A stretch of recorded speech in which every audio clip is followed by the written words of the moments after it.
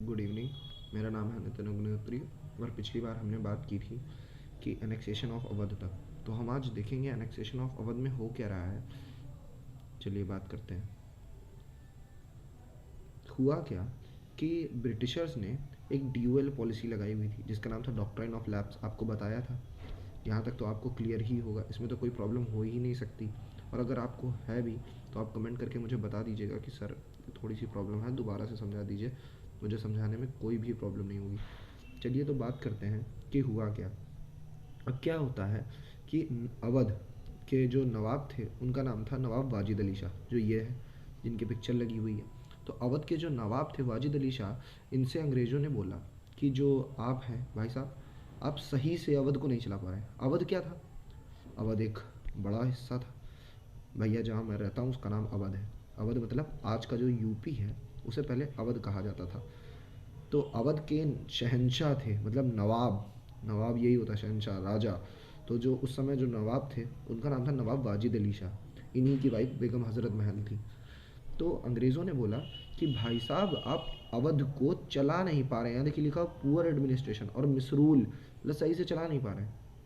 ये बंदा इतना काबिल था जितने अंग्रेज काबिल हो ही नहीं सकते, चाहे वो घुटने के बल चल ले। और उसको बता रहे हैं कि वो काबिल नहीं था। तो 1856 में फरवरी में अंग्रेज़ों ने बोला कि चलिए आप अपने गद्दी से हट जाइए। ज़बरदस्ती उनको डिपोज कर दिया उनकी गद्दी से। मतलब ये इतने ज़्यादा कलाकार थे। पहले ड्यूअल पॉलिसी, जहाँ पर उनके ओरिजिनल हेयर नहीं होंगे वहाँ से हटा देंगे, और अब यहाँ पर ज़बरदस्ती हटा दिया। बोल रहे हैं कि आप रूल नहीं कर पा रहे इसलिए हटा दिया। इसके बाद क्या हुआ, इससे हुआ क्या, जो ब्रिटिशर्स की, मतलब जो अंग्रेज़ों की आर्मी थी, उसमें कई जो थे वो जो काम कर रहे थे सोल्जर्स, वो अवध के थे।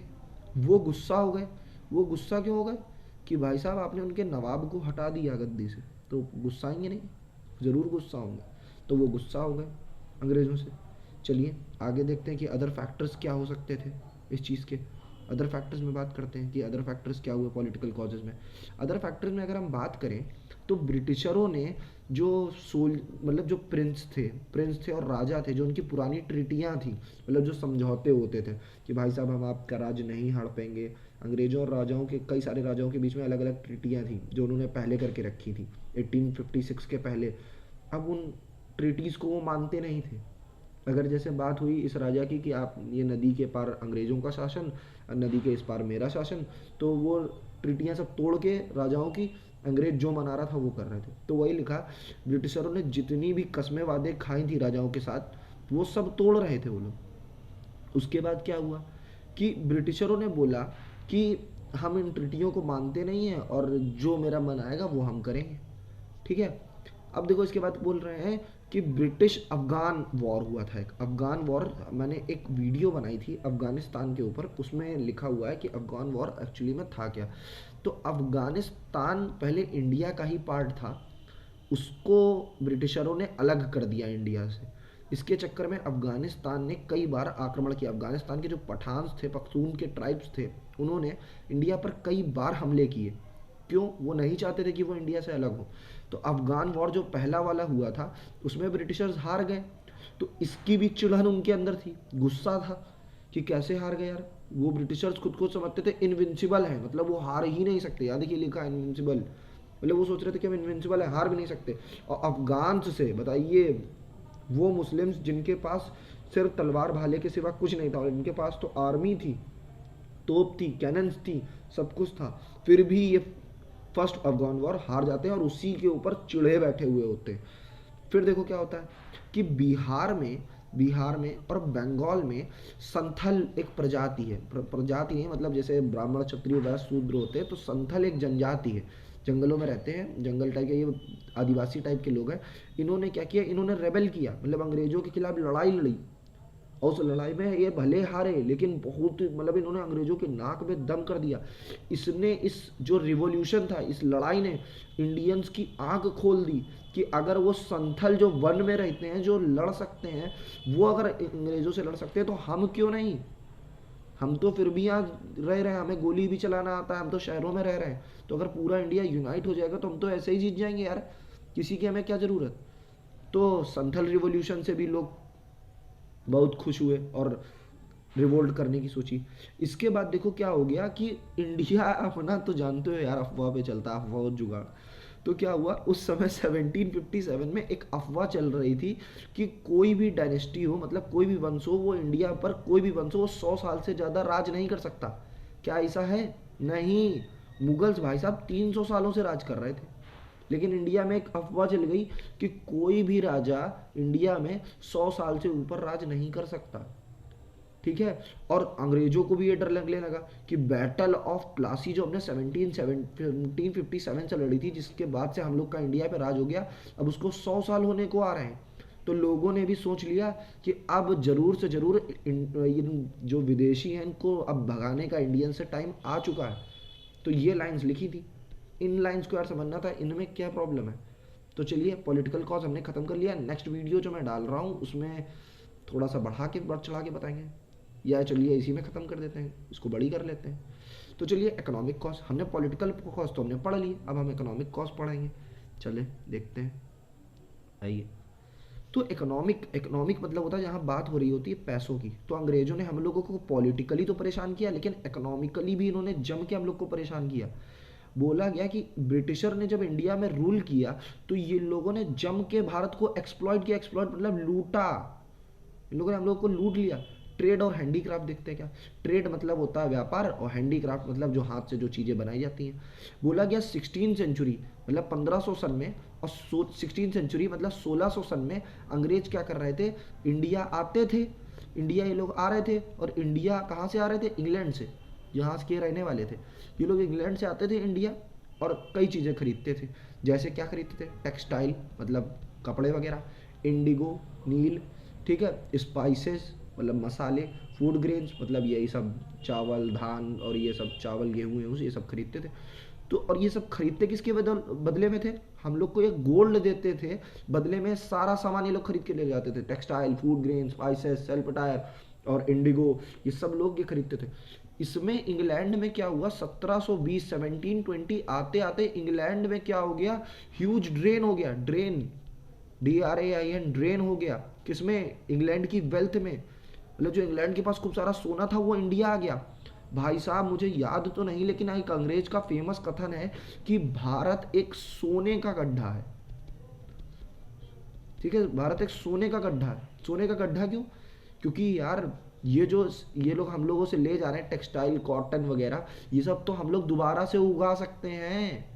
मसाले, मसाले मतलब केसर वैसर नहीं, मसाले मतलब जो ये सब कार्डमम और हल्दी इलायची ये सब तो हम दोबारा पेड़ों से उगा लेंगे। सोना कौन सा है पेड़ों से उगा लेते हैं। तो इंग्लैंड का सोना आ रहा था इंडिया में, एक गड्ढे में गिर रहा था, इस गड्ढे से वापस नहीं जा रहा था, बाहर नहीं निकल पा रहा था।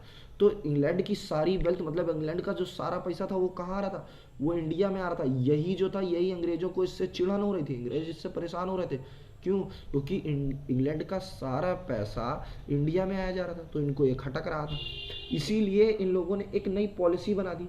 चलिए ये पॉलिसी क्या है, इस पॉलिसी को देखते हैं। 18th सेंचुरी में ये पॉलिसी बनी कि अब इंग्लैंड में पहले तो आई थी रिवोल्यूशन, एक इंडस्ट्रियल रिवोल्यूशन आया, मतलब इंग्लैंड में एक रिवोल्यूशन आया। बताता हूँ होता क्या है। इंग्लैंड में 1700 सन में एक रिवोल्यूशन आया 1700 में, कि इंग्लैंड में खूब सारी फैक्ट्रीज बनी। अब फैक्ट्रीज में अगर मान लो कपड़े बना रहे हैं तो कॉटन चाहिए, कॉटन इंग्लैंड में कम होता था, तो ये लोग इंडिया से कॉटन खरीदते थे। मतलब इंग्लैंड पहले तो हम लोगों से सामान खरीद रहा था, बदले में गोल्ड दे रहा था। अब ये लोग क्या कर रहे थे, हम लोगों से सामान ये लोग खरीद रहे थे, कपड़े ले जा, जैसे कॉटन ये लोग खरीद रहे थे, कच्चा कॉटन रुई खरीदते थे, उसके कपड़े बनाते थे, और वही कपड़ा लाके ये लोग इंडिया में दोबारा बेच रहे थे महंगे में। मतलब वाह, सोने पे सुहागा। हम लोगों से पहले उन लोगों ने कच्चा माल खरीदा, उसकी टी शर्ट शर्ट बनाई, और उसको लाके फिर इंडिया में बेच दिया महंगे दाम में। बता रहे हैं कि ये वेस्टर्न कल्चर है, जैसे कोट पैंट, वो सब वहीं से आया था इंग्लैंड से, इसीलिए उसको बोला जाता है वेस्टर्न कल्चर। वेस्टर्न कल्चर क्यों, क्योंकि इंग्लैंड वेस्ट में है इंडिया के, समझे। और ईस्ट इंडिया कंपनी को इसलिए ईस्ट बोला जाता है क्योंकि इंग्लैंड के ईस्ट में पड़ता है इंडिया। चलिए आगे बात करते हैं। मतलब क्या हुआ कि ग्रेजुअली एक चेंज आ रहा है। वो लोग जो लोग पहले सोना दे के खरीदते थे, अब वही लोग हम लोगों से ऐसे रॉ मटेरियल खरीदते हैं, दोबारा के इंडिया महंगे में बेच रहे थे। मतलब डबल मुनाफा ये लोग कमा रहे हैं। चलिए और आगे बढ़ते हैं और इसको समझते हैं कि हो क्या रहा है, प्रॉब्लम क्या आई, कहाँ फिर आई। चलिए अब इससे क्या होता है कि कई क्राफ्टमैन ने अपनी मोनोपोली खो दी। मतलब वो लोग, जो लोग पहले इंडिया में कपड़े बना रहे थे और उसी से उनका जीवन व्यापन हो रहा था, अब अंग्रेज़ों ने कानून बना के रखा है कि आपको यहीं के कपड़े पहनने पड़ेंगे, इंग्लैंड के ही कपड़े पहनने पड़ेंगे। कानून नहीं बेसिकली बना के रखा था, लेकिन वेस्टर्न कल्चर ज़्यादा फैल रहा था और वो कपड़े सस्ते होते थे क्योंकि ज़्यादा मात्रा में बनते थे। यार हाथ से जो इंडिया में कपड़े बन रहे थे, एक बुनकर मतलब जो कपड़े बनाता था, वो एक दिन में 3 कपड़े बना रहा था। इंग्लैंड में एक दिन में 3 लाख कपड़े बन रहे थे, तो वो सस्ते होते थे। जो चीज़ ज़्यादा बनेगी वो चीज़ ज़्यादा सस्ती होती है। इकोनॉमिक्स में पढ़ाया गया है कि ह्यूज डिमांड लेस प्राइस, या लेस प्राइस ह्यूज डिमांड। तो जिसकी प्राइस लेस होती है वो ज़्यादा चीज ली जाती है। तो इंग्लैंड के कपड़े सस्ते थे, तो इंडिया के कपड़े खरीदे जाना बंद हो गए और इंग्लैंड के कपड़े ज़्यादा बिकने लगे। इससे क्या हो गया, जो अपने यहाँ के वीवर्स मतलब बुनकर थे जो कपड़े बनाते थे, उनकी अब मिजरेबल कंडीशन आ गई, मतलब उनकी बुरी हालत हो गई। अब उनको कोई बचा नहीं सकता। लेकिन फिर भी देखते हैं अब हुआ क्या। चलिए इस स्लाइड में आते हैं, आपको दिखाते हैं हालत क्या होती है। अब बात करते हैं कि इंडियन आर्टिसियंस को क्या हुआ। पहले हम बात करेंगे कि प्रॉब्लम क्या आ रही थी। 1700 में इंग्लैंड में इंडस्ट्रियल रिवॉल्यूशन चालू हुआ। रिवॉल्यूशन मतलब क्रांति। मतलब इंग्लैंड में हर जगह फैक्ट्रीज ही खोल दी जा रही थी। उन फैक्ट्रीज़ का रॉ मटेरियल मतलब कच्चा सामान मतलब जिनसे सामान बनता है, जैसे फर्नीचर बनाने के लिए लकड़ी चाहिए, तो लकड़ी वकड़ी सब इंडिया से ही जा रहा था। तो हो क्या रहा था, फैक्ट्रीज़ में जब कोई सामान बनता है तो वो सस्ते में बनता है। क्यों? क्योंकि अगर मान लेते हैं कोई इंडिया का एक बुनकर अगर कोई कपड़ा बनाता है तो वो एक दिन में एक बनाएगा, क्योंकि वो हाथ से बना रहा है। और वही चीज़ फैक्ट्री में 1 लाख बन रही है उतनी ही देर में, तो वो ज़्यादा जल्दी बन रहा है और सस्ता बन रहा है। ठीक है, वो सस्ता बनेगा। तो हो क्या रहा था, प्रॉब्लम ये आ रही थी कि जो इंग्लैंड में लिवरपूल नाम की एक जगह है, लिवरपूल और मैनचेस्टर, मैनचेस्टर तो फेमस है भाई साहब कपड़े वगैरह के लिए।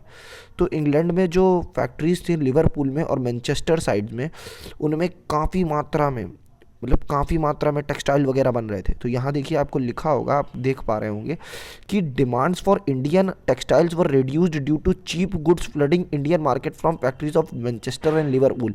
चलिए हम आपको दिखाई देते हैं लिवरपूल और मैनचेस्टर है कहाँ। इसको अगर जूम इन करेंगे यहाँ पर, देखिए इसको जूम इन करो तो देखिए ये लिवरपूल लिखा है आपको, ये देखो दिख रहा होगा आपको, ये देखिए ये लिवरपूल लिख रहा है और इसी के ही नीचे यहाँ पर मैनचेस्टर आपको मिल जाएगा।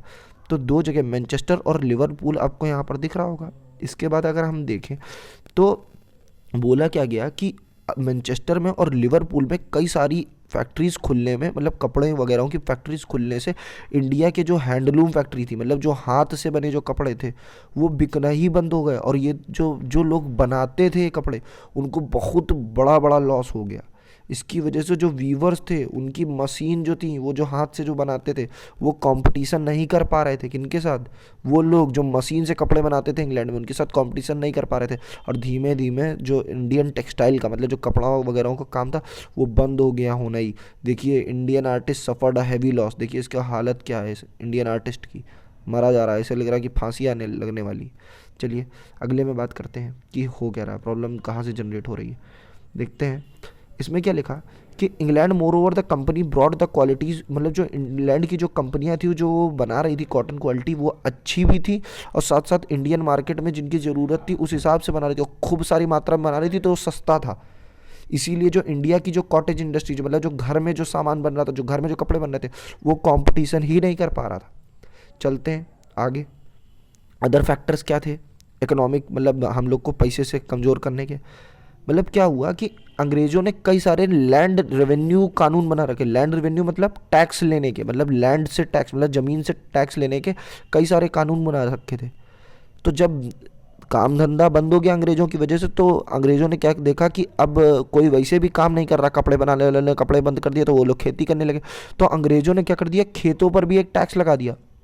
खेतों पर टैक्स लगाने लग गए, ज़बरदस्ती ओपियम उगवाने लगे, नील की खेती करवाने लगे, और मतलब ये गांजे वगैरह की, इंडिगो, नील की खेती करवाने लगे। नील तो भाई साहब अगर किसी खेत में, नील की तो हमने एक वीडियो बना रखी है, आप यूपी बोर्ड में देखिएगा कि व्हाट इज़ चंपारण आंदोलन। चंपारण आंदोलन को आप डालिएगा, चंपारण आंदोलन, आपको डीपली पता लग जाएगा कि बिहार और बंगाल में हो क्या रहा था। अंग्रेज ज़बरदस्ती खेतों में ओपियम और इंडिगो उगवा रहे थे। ओपीएम तो चलिए फिर भी ठीक था, इंडिगो अगर किसी खेत में उग जाती है तो दूसरी बार उस खेत में कभी कुछ नहीं उगता, वो खेत बंजर हो जाता है। तो ये सब टाइप के जो लैंड के नए नए कानून बना रहे थे अंग्रेज, वो बहुत ज़्यादा लोगों को दिक्कत कर रहा था। इसके बाद देखिए क्या हो रहा था, अंग्रेज़ों ने क्या किया कि अवध में जो लैंड लॉर्ड्स थे, मतलब जिनकी बड़ी बड़ी ज़मीनें थी, उनकी ज़मीनें उनसे छीन ली। अवध में ज़्यादातर, यूपी में बड़ा मतलब लैंड लॉर्ड्स के ऊपर बहुत ज़्यादा ये दिक्कत करी गई, बहुत ज़्यादा उनको परेशानी का फेस करना पड़ा, परेशानी उनको फेस करनी पड़ी। तो अवध में मतलब जो आज का यूपी है उसमें कई सारे लैंड लॉर्ड्स हैं, मतलब जो ज़मीन के जो बड़े बड़े ज़मींदार थे उनसे उनकी ज़मीनें छीन ली गई, ज़बरदस्ती अंग्रेज़ों ने छीन ली, और इसने उनको बहुत ज़्यादा गुस्सा कर दिया। अब देखिए इसके बाद क्या हुआ, वो इंडिया में जो बड़े बड़े लोग, जो बड़े बड़े जज थे, जुडिशियल पोस्ट पे थे, मतलब वकील अकील थे और बड़े बड़े अफसर थे, अंग्रेजी जो ऑफिसर्स थे उनमें अफसर थे, उनसे उनकी जॉब छीन ली गई और उसमें अंग्रेज़ों को बैठा दिया गया बड़ी बड़ी पोस्टों पे। फिर क्या हुआ, जैसे अंग्रेज क्या करते थे, किसी राज पर जैसे डीओएल पॉलिसी लगा दें, डॉक्ट्रिन ऑफ लैप्स लगा दें, या जैसे अवध को ज़बरदस्ती उन्होंने छीना, तो उस जगह की जो पहले से आर्मी थी, जैसे नवाब वाजिद अली शाह से अवध छीना गया तो उनकी आर्मी भी तो होगी पहले। तो वही हुआ, जो नेटिव स्टेट मतलब जिस पर अंग्रेज कब्जा कर रहे हैं उसकी कोई आर्मी होती थी तो उसकी आर्मी को डिसबैंड कर दिया गया। जैसे अवध में हुआ, अवध में क्या हुआ, 60,000 लोगों ने अपना लिवलीहुड, मतलब जो जीने का जो सहारा था एकमात्र, वो खो दिया। कैसे, अवध में जो 60,000 जो फौजी थे, जो फौज में सोल्जर्स थे, उनको हटा दिया गया, उसकी आर्मी को डिसबैंड कर दिया गया, अवध की आर्मी को कैंसिल कर दिया गया, मतलब अवध की आर्मी से कह दिया तुम घर बैठो, अब अंग्रेज यहाँ शासन करेंगे, अंग्रेज अपनी आर्मी बना लेंगे। तो उनकी आर्मी को डिसबैंड कर दिया गया, जिसकी वजह से 60,000 जो लोग थे उनका रहन सहन, मतलब खाना पानी जो जो उसी से चल रहा था, उनके आर्मी में उनके जो औरत थी या बच्चे अच्छे थे, उनके मम्मी पापा या शौहर लोग जो आर्मी में काम करते थे, उनकी नौकरियां चली गई, उनको घर बैठा दिया अंग्रेज़ों ने। उनसे बोला तुम घर बैठो, हम अपनी आर्मी खुद बना लेंगे। अब नवाब वाजिद अली शाह चले गए, उनकी आर्मी भी ख़त्म हो गई। तो 60,000 वो लोग, जो लोग अपना लिवलीहुड खो चुके थे, मतलब रहना पीना खाना पीना उनका सब छिन चुका था आर्मी से हटाए जाने के बाद, वो लोग खिसिया चुके थे अंग्रेज़ों से और उनको मारने और मरने के लिए तैयार बैठे थे। तो ये भी मेन कारण बना। तो इस तरीके से अंग्रेज़ों ने हमें पैसे में हटाया और यही इकोनॉमिक कॉजेज़ थे जिनकी वजह से 1857 की रिवोल्ट जो थी वो आगे बढ़ रही थी और धीमे धीमे हम लोग लड़ाई की तरफ बढ़ रहे हैं। चलिए इसके बाद देखते हैं क्या हुआ। अब हम पढ़ेंगे सोशल एंड रिलीजियस कॉजेज़। जैसे जैसे अंग्रेज इंडिया में आए उन्होंने कॉमन लोगों के ऊपर दबाव डालना चालू किया। इससे हुआ क्या, western education I. Western education मतलब इंग्लैंड की जो पढ़ाई थी वो इंडिया आई, और इसके बाद फियर हो गया मास कन्वर्जन का, लोगों के अंदर डर हो गया कि सब कन्वर्ट कर दिए जाएंगे। चलिए बात करते हैं क्या हुआ। एक चार्टर, चार्टर का मतलब होता है शाही फरमान, जो रानी एक फरमान बनाती थी, फरमान मतलब आदेश। तो जो शाही फरमान था 1813 का, उसने अलाउ किया था जो क्रिश्चियंस मिशनरी थे, मतलब जो क्रिश्चियंस के फादर नहीं होते हैं जो चर्च में, वो जा सकते हैं और इंडिया में पढ़ा सकते हैं, लोगों को प्रीच कर सकते हैं। तो इससे क्या हुआ, इससे एक डर का माहौल हुआ। देखिए वो लिखा है, it cause fear and alarm. इसने एक फियर का अलार्म पैदा किया कि जो क्रिश्चियन मिशनरी आएंगे वो सिर्फ इंडिया में, इंडिया के स्कूल में क्या पढ़ाते थे, क्रिश्चियन डॉक्ट्राइन्स। डॉक्ट्राइन मतलब जो क्रिश्चियंस में सिद्धांत होते हैं, क्रिसमस कैसे मनेगा और सेंटा क्लॉज क्या होता है, ये सब पढ़ाने लगे, जैसे कि होता है कई स्कूलों में, हम लोग देख भी रहे हैं बचपन से। मैं ही एक्चुअली में पढ़ रहा था, वहाँ पर भी यही हो रहा था। तो बाइबल इंट्रोड्यूस करा दी गई गवर्नमेंट स्कूल में, बाइबल्स पढ़ाई जा रही हैं, मतलब स्कूल की बुक्स छोड़ के हम बाइबल्स पढ़ रहे हैं। कॉलेज में भी बाइबल्स पढ़ाई जा रही थी और प्रिजन्स मतलब जेल्स में भी हर जगह पर बाइबल्स पढ़ाई जा रही थी। वाह, गीता का ज्ञान नहीं दे रहे हैं, बाइबल्स का ज्ञान दे रहे हैं। कुरान पढ़ाई जानी चाहिए, बाइबल्स पढ़ा रहे हैं, जो हम लोग रिगार्डलेस थी हमारे लिए। फिर क्या हुआ, इंग्लिश की टीचिंग को, मतलब इंग्लिश में पढ़ाना मैंडेटरी कर दिया गया। अब इंग्लिश भाषा पढ़नी पड़ेगी। इससे क्या होता है देखते हैं। कलकत्ता में क्या हुआ कि कलकत्ता में और मद्रास में देखते क्या हुआ। कलकत्ता के मद्रास, कलकत्ता में और मद्रास, मद्रास आज का चेन्नई है, कलकत्ता तो कोलकाता आप जानते ही हैं। वहाँ पर मुस्लिम एजुकेशन, जहाँ पर मुस्लिम मतलब इस्लाम की शिक्षा सिखाई जाती थी, और बनारस में जो संस्कृत का कॉलेज है जिसको बीएचयू आज बोला जाता है, बनारस हिंदू विश्वविद्यालय, तो पहले तो बीएचयू नहीं था उस समय खैर, लेकिन वहाँ पर बड़ा कॉलेज था, वहाँ पर संस्कृत पढ़ाई जाती थी बनारस में। तो इन दोनों कॉलेजेस में ज़बरदस्ती बोला गया कि पंडित्स को जो बनारस संस्कृत कॉलेज में पढ़ाते थे और मुस्लिम यूनिवर्सिटी थी जो जगह जगह पे, उनके मौलवीज़ को बोला गया कि भैया अब ये सब के साथ साथ आपको ये भले कम पढ़ाइए, साथ साथ नहीं ये भले कम पढ़ाइए, लेकिन जो क्रिश्चियंस की जो नॉलेज है, जो डॉक्ट्राइन्स है, मतलब जो सिद्धांत हैं, उनको पढ़ाना आवश्यक ही आवश्यक है। अगर नहीं पढ़ाओगे तो मारे जाओगे यार। चलिए आगे देखते हैं कि क्या हुआ। इसके बाद देखते हैं क्या होता है। प्रॉब्लम यहाँ पर आई कि जब कुछ कानून बना दिए गए, कुछ कानून देखते हैं क्या थे इनके। बोला गया कि ये जो लॉ पास हो रहे थे इससे हिंदूज बड़ा डर गए। हिंदूज क्यों डर गए? हिंदूज ये सोच रहे थे कि ये जो अपने जो ये लोग लॉ पास कर रहे हैं जो हिंदुओं के लिए बहुत गड़बड़ है, अगर ये सारे अगर लोग अगर बाइबल्स पढ़ने लग जाएंगे और क्रिश्चियन डॉक्ट्राइन्स, मतलब जो क्रिश्चियनिटी के जो धर्म की बातें वो सीखने लग जाएंगे, तो इससे हो सकता है एक दिन ऐसा आ जाए कि पूरा का पूरा इंडिया जो है पूरा का पूरा वो काहे में बदल जाए, क्रिश्चियनिटी में बदल जाए। इसका डर था लोगों को। और कई लोग तो ऐसे हो रहे थे कि इंडिया में वो ऑर्थोडॉक्स हो रहे थे, मतलब उनको कोई मतलब ही नहीं हो रहा था, इनह्यूमन प्रैक्टिसेस कर रहे थे अंग्रेजों के कहने पे। देखते हैं कि इनमें से कुछ आया प्रॉब्लम्स कहाँ आई। 1829 में क्या हुआ, सती सिस्टम को एबॉलिश किया गया। सती सिस्टम क्या था? अगर कोई पति, किसी नारी का पति खत्म हो जाता है तो उसी ही की डेड बॉडी के साथ आप जिंदा जो उसकी वाइफ थी वो भी जला दी जाती थी, उस डेड बॉडी के साथ जिंदा वाइफ जला दी जाती थी। ये एक गलत प्रैक्टिस थी, ये भी मैं मान रहा हूँ कि ये गलत प्रैक्टिस थी, लेकिन इंडिया में ये अच्छा माना जाता था हिंदुओं के द्वारा, पता नहीं क्यों। चलिए हमें क्या करना। लेकिन इंडिया में जो हिंदूज थे वो इस सती प्रथा को एक बहुत अच्छा चीज़ मानते थे। लेकिन 1829 में, अब यहाँ तो नहीं लिखा, लेकिन राजा राम मोहन रॉय के कहने पर और कई सारे रिवोल्यूशन करने के साथ साथ तो ये सती जो सिस्टम था ये अबॉलिश कर दिया गया, मतलब अपने पति के साथ ही जिंदा वाइफ को जला देना। तो सती सिस्टम को अबॉलिश कर दिया अंग्रेज़ों ने। इससे कौन गुस्सा हुआ? इंडियंस, इंडिया के हिंदूज इससे गुस्सा हो गए। फिर देखते हैं 1832 में क्या होता है।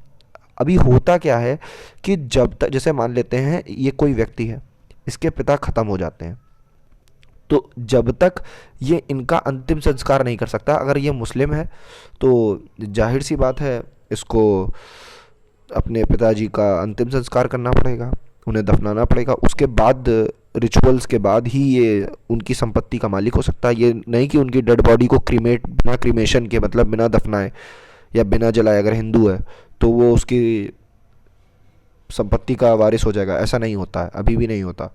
लेकिन उस समय टू लॉज हो गए। क्रिश्चियंस ने क्या कर दिया, लॉ बना दिया कि वो लोग जो अभी अभी बदले हैं, चाहे वो मुस्लिम से हिंदू हुए हो, चाहे मुस्लिम से क्रिश्चियन हुए हो, चाहे हिंदू से क्रिश्चियन बने हो, ऐसे लोग बिना अंतिम संस्कार किए ही अपने पिता की प्रॉपर्टी के वारिस बन जाएंगे।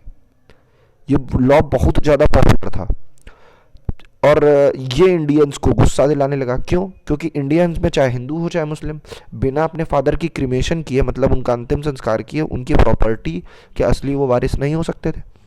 तो उनको लगा कि यार ये नई व्यवस्था अंग्रेज लागू कर रहे हैं, इससे तो पूरा देश बर्बाद हो जाएगा, कोई अपने फादर का क्रिमेशन ही नहीं करेगा, ऐसे तो बिना अंतिम संस्कार किए बॉडी कहीं भी फेंक दी जाएगी और आराम से वारिस हो जाएगा। इसी के लिए माँ बाप लालच देते हैं आज के बच्चों को कि मरते समय तुमको लिख जाएंगे तो तुम मेरा अंतिम संस्कार कर देना, तो ये भी ख़त्म हो जाएगा। तो मजाक कर रहे हैं यार, आगे देखते हैं। इसके बाद क्या हो गया, विडो रिमैरिज एक्ट, मतलब जो लड़कियां विधवा थी जिनके पति मर गए हैं, अंग्रेज़ों ने क्या किया, पहले तो तुम्हारा 1829 में सती सिस्टम अबॉलिश कर दिया गया कि मतलब साथ में जलाया नहीं जाएगा। उसके बाद इन्होंने बोल दिया कि वही लड़कियां जो विधवा हो गई थी, जिन सती नहीं हुई, उनकी दोबारा से मैरिज करा सकते हो 1856 में। हिंदुओं को ये बड़ा कष्ट हुआ कि हम लोगों के यहाँ तो ये प्रथा ही नहीं है कि जो लड़कियां विधवा हो जाती हैं उनकी दोबारा शादी होगी, उनकी तो शादी नहीं हो सकती। अंग्रेज ज़बरदस्ती ये कानून थोप रहे हैं हमारे ऊपर। चलते हैं आगे, देखते हैं कि क्या हुआ। फिर क्या होता है कि जो अंग्रेज थे उन्होंने क्या करके रखा हुआ था कि एक कानून बना दिया कि कोई भी हो, चाहे मान लेते हैं कि अगर कोई आर्मी में कोई इंडियन मेजर है और उसके साथ का एक मेजर अंग्रेज है, तो पोस्ट दोनों एक ही हैं, लेकिन जो इंडिया का व्यक्ति जो मेजर होगा सेना में, वो ब्रिटिशर, मतलब जो अंग्रेज जो मेजर है उसी रैंक का है, उसको उसके सामने झुकना पड़ेगा, उसको सलामी देनी पड़ेगी, झुक के, जैसे आप नहीं बाव करते हैं कि मतलब वो करते हैं वो, मतलब झुक के सलामी देना। तो आपको इंग्लिश मैन के सामने मतलब अंग्रेज के सामने झुकना ही झुकना पड़ेगा, और अगर आप नहीं झुकते हैं तो आपको उसकी सज़ा मिलेगी। इसके बाद क्या किया गया, इंडिया के लोग चाहे जितने भी एजुकेटेड हों, उनको प्रमोशंस नहीं दिए जा रहे थे, मतलब उनको बड़ी रैंक नहीं दी जा रही थी, ना ही उनको कहीं अफसर बनाया जा रहा था। उनको चपरासी के पद पे अगर वो भर्ती हुए हैं, चाहे वो कितने भी पढ़े लिखे हैं, उनको जॉब्स नहीं मिल रही थी। इसके बाद क्या हुआ, अंग्रेजों ने रेलवे इंट्रोड्यूस कर दी थी। तो रेलवे से क्या हो रहा था, रेलवे से लोगों को क्या परेशानी थी, रेलवे को बहुत परेशानी थी, इंडियन से बहुत परेशानी थी। क्यों, क्योंकि अगर अभी आप देखते हैं, अगर अभी की आप रेलवे में जाते हैं तो बगल वाली सीट पे अगर ब्राह्मण बैठा है और उसके बगल में कोई शूद्र बैठा है, तो क्या बोला जाता है कि मत हटो भाई, यहाँ से हटो, तुमने मेरी सीट को छूता कर दिया है, तुमने मेरी सीट को गंदा कर दिया, नहीं होता ना। यही तो है, कास्ट सिस्टम को भूलो, इंडिया आगे बढ़े।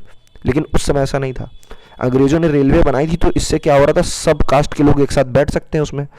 तो जो अपर क्लास थी हिंदूज की, जो मतलब उच्च थे, जो ब्राह्मण, वैश्य और क्षत्रिय, ये सोच रहे थे कि जो शूद्र लोग होंगे ये भी मेरे साथ बैठ सकते हैं। तो इससे तो कास्ट सिस्टम जो हम लोगों ने बना के रखा है हिंदुइज्म में, वो एबॉलिश हो जाएगा, धीमे धीमे ख़त्म हो जाएगा, लोग जानेंगे नहीं। उसके बाद क्या हुआ कि टेलीग्राफ क्या होता है आप जानते हैं, मैसेज, जैसे टेलीग्राम और आज का व्हाट्सएप, वैसे ये टेलीग्राफ की जो लाइन बिछ रही है, अंग्रेज जो ये टेलीग्राफ की लाइन बिछा रहे हैं, ये एक तरीके से जादू है, काला जादू है। देखा है, बोला लिखा है इविल मैजिक, ये एक इविल मैजिक है। इससे क्या होता है, जल्दी जल्दी अंग्रेज इधर से उधर जो कम्युनिकेशन है वो कर लेते हैं, इधर से उधर जानकारी पहुंचा देते हैं, और इससे इंडियंस मारे जाएंगे आगे चल के। ये भी एक मतलब इंडियंस के मन में डर बैठ गया। उसके बाद क्या था कि इंडियंस ने मतलब ब्रिटिशर्स ने इंडियंस के ऊपर रिलीजियस टैक्स लगा दिए थे। मतलब अगर आप मस्जिद जा रहे हैं शाम को अजान देने या कुछ भी करने, या कोई मंदिर जा रहा है दर्शन करने, तो उसको टैक्स देना पड़ेगा। किस बात का टैक्स भैया, भगवान को देखने में या खुदा के घर जाने में कोई टैक्स लगता है, लेकिन फिर भी वो लोग टैक्स ले रहे थे। चलिए कोई बात नहीं, आगे देखते हैं कि मिलिट्री कॉजेज़ क्या थी। तो मिलिट्री कॉजेज़ देखेंगे, और अब देखते हैं मिलिट्री कॉजेज़। हमने पॉलिटिकल कॉजेज़ पढ़े, पॉलिटिकल के बाद हमने इकोनॉमिकल कॉजेज़ पढ़े, और इकोनॉमिकल कॉजेज़ के बाद हमने पढ़ेंगे अब मिलिट्री कॉजेज़। देखते हैं मिलिट्री कॉजेज़ में क्या होता है। जो इंग्लिश ईस्ट इंडिया कंपनी की जो आर्मी थी, उसके 2 सेक्शन थे, उसके 2 हिस्से थे। पहले हिस्से के बारे में बात करेंगे और दूसरे हिस्से के बारे में बताएंगे। पहले हिस्से में क्या था, जो ऑफिसर थे, बड़े बड़े जो ऑफिसर थे सेना में, वो भी अंग्रेज थे, वो भी ब्रिटिशर्स थे, और जो सोल्जर्स थे, जो लड़ते थे, वो भी अंग्रेज थे। दूसरा जो सेक्शन था, उसमें जो ऑफिसर थे, कमीशन्ड ऑफिसर का मतलब होता है जो बहुत हाई रैंक के ऑफिसर होते हैं, वो ऑफिसर जो थे वो तो अंग्रेज थे, लेकिन जो सोल्जर्स थे वो इंडियंस थे। ये वो इंडियन सोल्जर्स थे जो अपने नेटिव स्टेट, जैसे मान लेते हैं अवध पर ब्रिटिशर्स ने कब्जा किया, तो उसके जो कई सारे सैनिक थे उनको अपनी आर्मी में शामिल कर लिया। उसके ऑफिसर्स जो थे वो अंग्रेज थे, और जो सोल्जर्स थे वो इंडियंस थे। तो वही बोला गया कि ये आर्मी जो थी इसकी कंप्राइज करती थी 2 सेक्शन में। उसमें जो पहला था, उसमें ऑफिसर्स और सोल्जर्स दोनों इंग्लिशमैन थे, मतलब दोनों अंग्रेज थे। दूसरी वाली में जो था, उसमें जो था वो ब्रिटिशर्स जो थे वो कमीशन्ड ऑफिसर थे, जबकि सोल्जर्स जो थे वो इंडियंस थे। अब इससे क्या हुआ, डिसकंटेंट और एंगर आ गया, मतलब कहीं पर भी ऑफिसर आपको इंडियन नहीं दिखाई दे रहा। इससे डिसकंटेंट हो गया, और कई बार जो सिपाही थे, मतलब जो सिपाही थे, सिपाही बोला जाता है उनको, सिपाही जो थे उनके अंदर बहुत ज़्यादा गुस्से की भावना आई। अब देखते हैं इससे होता क्या। डिस्क्रिमिनेटरी मतलब भेदभाव की रणनीति चालू हुई। हुआ क्या कि वो लोग जो सोल्जर्स थे, इंडियन जो सोल्जर्स थे, जो अंग्रेज़ों के जो सेना में जो सोल्जर्स थे, उनको बहुत ही बुरी तरीके से ट्रीट किया जाता था। उनकी सैलरीज भी कम थी।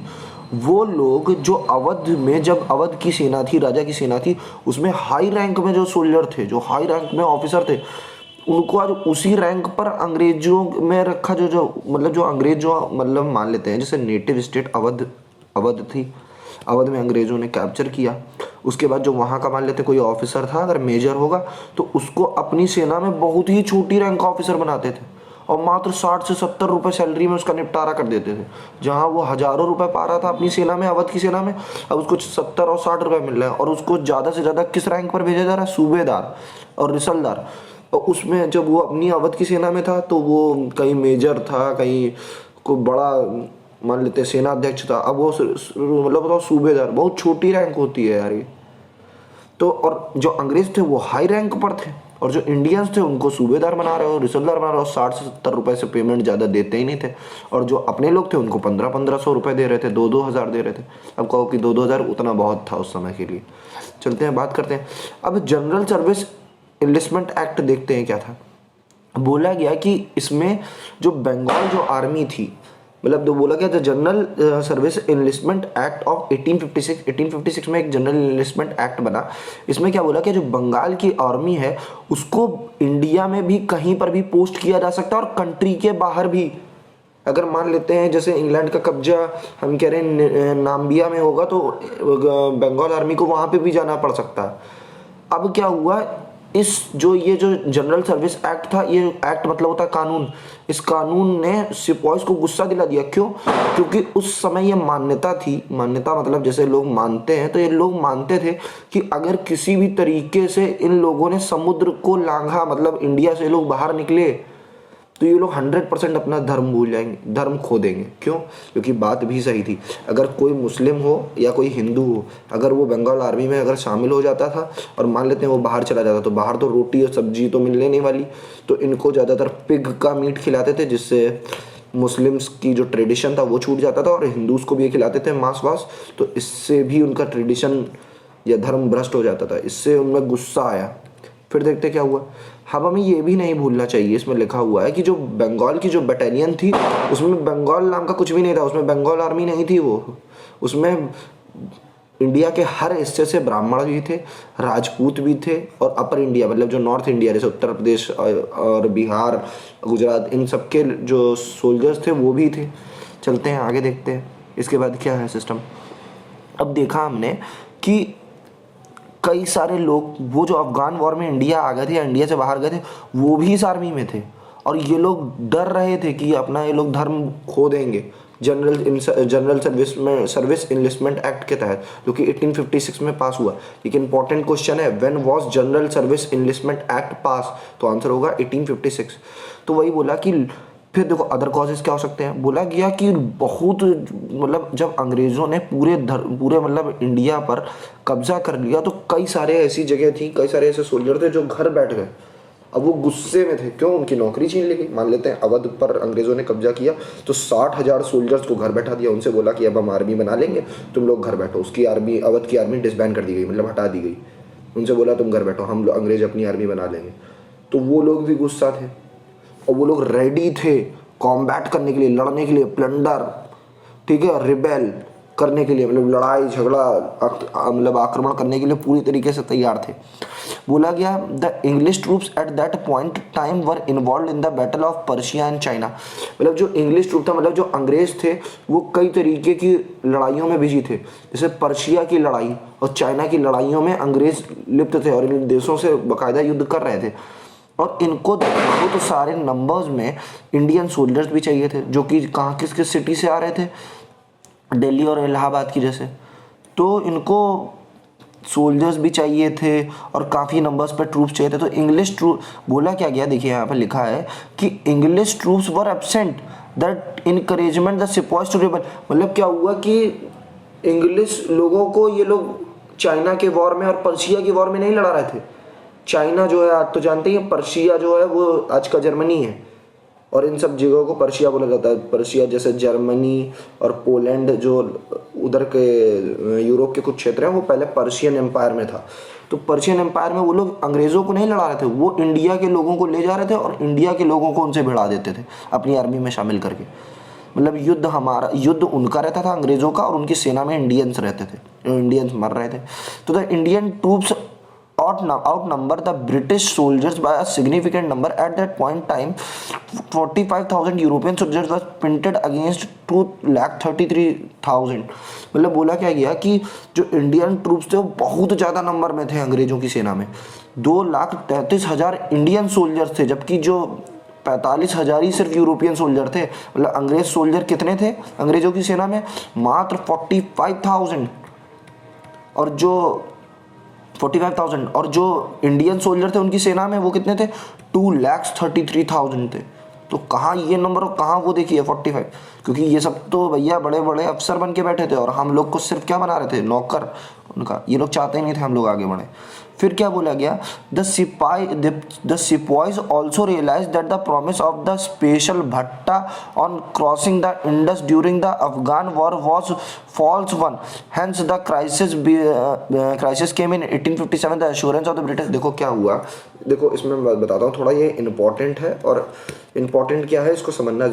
देखिए हुआ क्या था, जब अफ़गान की फ़र्स्ट वॉर चल रही थी, जब फर्स्ट अफ़गान वॉर चल रही थी, तो हुआ क्या था कि अंग्रेज़ों ने इंडियन जो सोल्जर थे उनको एक चूरन दे रखा था। वो चूरन ये था कि अगर आप देखिए, समझिए मैं बताता हूँ, अगर आप इस इंडस रिवर को पार कर जाते हैं, मतलब समझिए ये जो आपको ये जो लाइन दिख रही है, ये वाली, इस लाइन के पार अफ़गानिस्तान तब था। जो अफ़गान के जो पख्तून ट्राइब थे, जो मतलब आदिवासी थे, जो मुस्लिम आदिवासी थे, वो हमला कर रहे थे इंडिया के ऊपर। क्यों? क्योंकि ये जो आज ये जो लाइन ये जो दिख रही है, इसके उस छोर अफ़गानिस्तान बना दिया गया था और अफ़गानिस्तान वाले नहीं चाह रहे थे कि वो इंडिया से अलग हो। तो वो लगातार इंडिया पर अटैक कर रहे थे और अंग्रेज़ उसका विरोध कर रहे थे। अंग्रेज़ नहीं चाह रहे थे कि दोबारा से अफ़गानिस्तान इंडिया में मिले। तो जो भी इंडियन सोल्जर इस ये जो लाइन मैं बना रहा हूँ देखिएगा, इस लाइन को मतलब इंडस रिवर को पार करके उस छोर लड़ाई करने के लिए अफ़गान्स के साथ चला जाता था, तो अंग्रेज़ों ने उसको प्रॉमिस किया था कि हम उसको भत्ता देंगे। भत्ता मतलब एक्स्ट्रा सैलरी देंगे। वो भी झूठ हो गई। मतलब वही बोला गया है ऊपर कि देखिए समझिए, यहाँ पर लिखा है कि the sepoys also realise, sepoys को ये भी पता लग गया कि जो प्रॉमिस जो अंग्रेज़ों ने हमसे किया था कि हमको क्या देंगे? भत्ता देंगे, अलाउंसेस मतलब ज़्यादा सैलरी देंगे जब हम इंडस रिवर को क्रॉस करके अफ़गान वॉर लड़ेंगे जाके, वो भी झूठा निकला। Hence the crisis came in 1857। अब यहीं पर लड़ाई झगड़ा चालू हुआ, क्योंकि अंग्रेज़ जो थे उनका सिपॉयज के ऊपर से बिल्कुल भी भरोसा हट चुका था और सिपॉयज का अंग्रेज़ों से, दोनों एक दूसरे पर भरोसा खो चुके थे। इसीलिए अब म्यूटनी ऑफ सिपॉयज की चालू होने जा रही है लड़ाई। 1857 की जो मेन रिवोल्ट हैं वो चालू हो गए और यहीं से हमारा फर्स्ट टर्म का चैप्टर जो ये है पहला वाला, ये ख़त्म हो गया। Thank you and have a nice day. अच्छे से पढ़ते रहिए, ये चैप्टर रिवाइज करते रहिए। इस चैप्टर के बाद हम एक वीडियो इस पर बनाएंगे कि इंपॉर्टेंट क्वेश्चन और इम्पॉर्टेंट डेट्स क्या हो सकती हैं इस चैप्टर में। Thank you. ये वीडियो हो सकता है आज ही पढ़े और उसको भी देखिएगा। Have a nice day.